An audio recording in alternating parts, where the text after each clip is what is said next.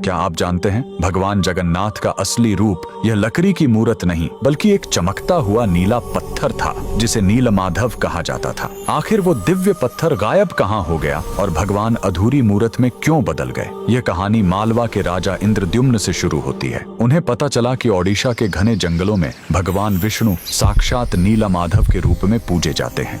राजा ने अपने मंत्री विद्यापति को खोज पर भेजा। विद्यापति जंगलों में भटकते हुए आदिवासी सरदार विश्ववसु तक पहुंच गए, जो गुफा में गुप्त रूप से नीलमाधव की पूजा करते थे। विद्यापति ने सरदार की बेटी से शादी की और जिद करके गुफा देखने की बात मनवा ली। सरदार ने शर्त रखी कि वे उनकी आंखों पर पट्टी बांधकर ले जाएंगे, लेकिन विद्यापति ने चालाकी की। उन्होंने रास्ते में चुपके से सरसों के बीज गिरा दिए। कुछ दिनों बाद जब बारिश हुई तो सरसों के पौधे उग आए और विद्यापति को गुफा का रास्ता मिल गया। उसने तुरंत राजा को खबर दी। राजा इंद्रद्युम्न अपनी विशाल सेना लेकर घमंड के साथ भगवान को लेने पहुंचे, लेकिन उनके वहां पहुंचते ही नीलमाधव की मूर्ति हमेशा के लिए गायब हो गई। भगवान अपने भक्त विश्ववसु के साथ हुए धोखे और राजा के घमंड से नाराज थे। राजा ने रोकर माफी मांगी और अन्न जल त्याग दिया। तब आकाशवाणी हुई, मैं अब उस पत्थर के रूप में नहीं मिलूंगा, अब मैं समुद्र तट पर एक लकड़ी के लट्ठे के रूप में आऊंगा। कुछ समय बाद पुरी के समुद्र तट पर एक विशाल अद्भुत लकड़ी का लट्ठा तैरता हुआ आया। राजा समझ गए कि यही भगवान का नया रूप है। उन्होंने तुरंत आदेश दिया कि इस पवित्र लकड़ी से भगवान की मूर्ति बनाई जाए, लेकिन समस्या यह हुई कि वह कोई साधारण लकड़ी नहीं थी।